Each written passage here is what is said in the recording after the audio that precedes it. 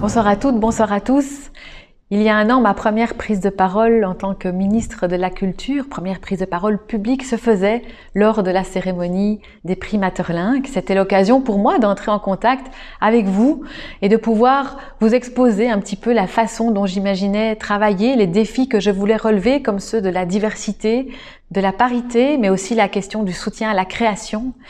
On se retrouve aujourd'hui, un an plus tard, pour une cérémonie des prix Maeterlinck virtuelle. Qui aurait pu imaginer, il y a un an, la crise qu'on a connue, cette crise qui a créé un séisme important dans notre société, mais aussi dans le monde culturel, cette crise qui a coupé en plein élan la saison culturelle 2019-2020. Face à cette crise, il a fallu se retrousser les manches et se mettre à gérer des situations inédites. Avec la concertation, en travaillant ensemble avec les fédérations, avec vos représentants, en étant à l'écoute, en se faisant confiance, on a réussi à objectiver le plus possible la situation, à donner des réponses grâce à un fonds d'indemnisation. On a aussi travaillé à la mise en place de ce protocole de déconfinement qui est aujourd'hui légèrement plus restreint que ce qu'on avait imaginé, mais que je ne doute pas on va pouvoir assouplir par la suite. Et puis on a aussi travaillé à la question de la reprise, du redéploiement du secteur. On sait que le secteur culturel a besoin de perspectives claires, réalistes, durables, qui permettent de reprendre les activités et de retourner évidemment auprès du public, puisque finalement c'est la chose la plus importante, c'est de pouvoir faire vivre nos créations avec un public.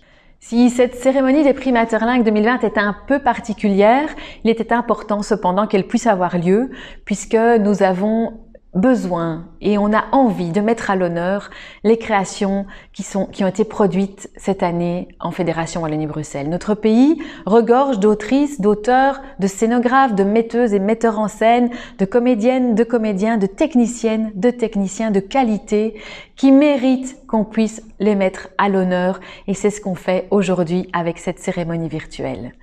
Je salue aussi la volonté des organisateurs des prix Maeterlinck d'affecter une partie des montants dévolus à cet événement à l'Union des artistes et à l'Association des techniciens professionnels du spectacle qui ont été et qui seront encore, j'en suis sûre, des interlocuteurs privilégiés pour essayer de donner les meilleures réponses au secteur, aux artistes, aux techniciennes et techniciens qui aujourd'hui vivent une situation particulièrement compliquée. Je termine par ceci.